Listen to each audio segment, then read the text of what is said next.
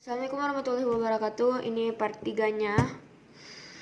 Setelah Laksana Meida meninggalkan mereka berdua untuk memikirkan bentuk negara, Soekarno langsung menepis bahwa ia tidak setuju dengan bentuk kerajaan karena akan mengingkari spirit nasionalisme yang sudah dibangun semenjak PNI dan Partai Indo. Menurut Hatta sendiri, Indonesia cocok menjadi federasi karena tiap pulau-pulau mempunyai otonomi untuk mengelola pemerintahannya sendiri. Tetapi Hatta juga tidak karena banyaknya perbedaan dan di setiap pulau-pulau yang terdapat di Indonesia. Lalu perselisihan itu direncanakan oleh Soekarno di sebuah badan yang bisa membahas itu semua. Waktu pulang ke rumah, Soekarno dihadang oleh pemuda-pemuda Indonesia. Mereka menyampaikan bahwa Nippon telah kalah di Filipina, lalu menyuruh Soekarno untuk menghentikan kerjasama dengan Nippon, dan menyampaikan juga bahwa Suprijadi telah terlebih dahulu bersama pasukan peta di Blitar dan memutuskan mencabut dukungannya kepada Soekarno.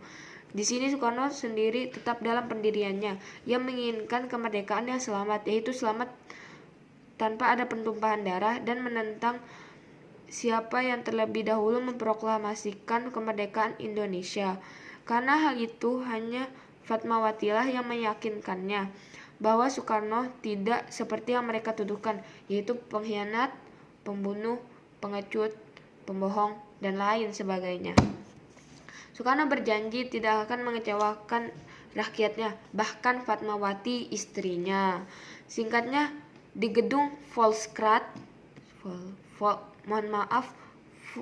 Volkskrant, 1 Juni 1945, sidang BVU PKI merumuskan dasar negara. Dalam sidang tersebut banyak perdebatan yang muncul. Bahkan ada yang berpendapat bahwa dasar negara Indonesia adalah syariat Islam. Di sana ada yang menyetujui, ada pula yang menentang. Melihat situasi seperti itu, Soekarno langsung naik ke podium dan menyuruh mereka diam.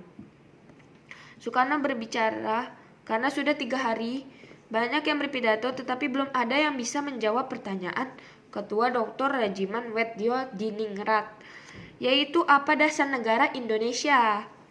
Ketika itu ada 5 asas yang dijelaskan oleh Soekarno dalam pidatonya. Mendengar pidato Soekarno tersebut, serentak semua yang mendengar menyetujui dasar negara tersebut. Maka pada tanggal 1 Juni telah ditetapkan sebagai hari lahir Pancasila karena di Saigon, Vietnam, lebih tepatnya kantor Marsekal Terranci, yaitu panglima tertinggi Jepang dan di Asia Tenggara. Di sana Soekarno dan Hatta mendapatkan kegembiraan, yaitu kebebasan dari Jepang untuk seluruh pulau yang ada di Indonesia pada tanggal 12 Agustus 1945. Dan hari itu juga bertepatan hari ulang tahun Hatta sebagai sahabat Soekarno sendiri, atau bahkan hadiah terhebat seumur hidupnya, yaitu adalah kemerdekaan Indonesia. Pada malam hari, Syahrir memberikan kabar pada Soekarno dan Hatta bahwa Hiroshima Nagasaki telah dibom dan Nippon telah kalah. Ia memberikan usul untuk menolak kemerdekaan dari Nippon dan harus memproklamasikan kemerdekaan sendiri. Malam harinya, kaum pemuda pergi ke tempat Soekarno untuk mendesak segera agar memproklamasikan kemerdekaan Indonesia. Kaum pemuda membuat barisan pelopor dan kaum Helho pun sudah siap untuk menyerang Jepang jika mereka menghalangi proses proklamasi, kata salah satu dari mereka.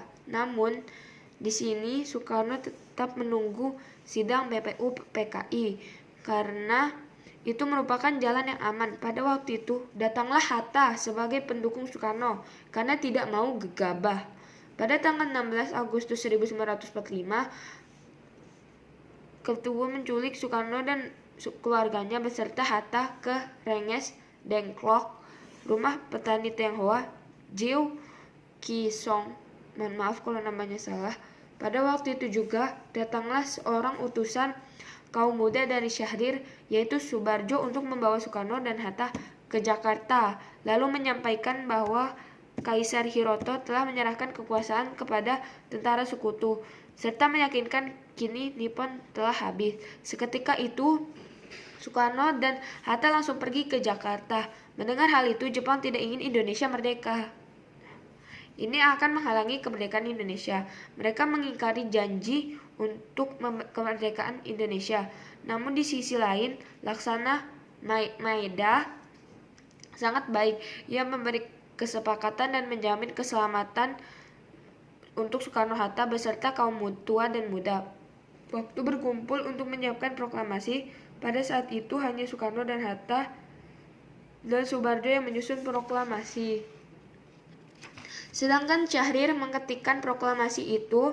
Ketika selesai disusun, di samping itu Fatmawati menjahit bendera merah putih untuk dikibarkan ketika kemerdekaan Indonesia. Dan hari yang ditunggu tiba, yaitu pada tanggal 17 Agustus 1945. Berita tentang kemerdekaan Indonesia akan diproklamasikan pada jam 10 pagi disebarkan. Kaum muda maupun tua sangat antusias.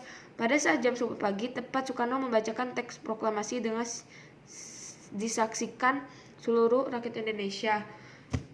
Itu adalah alur ceritanya.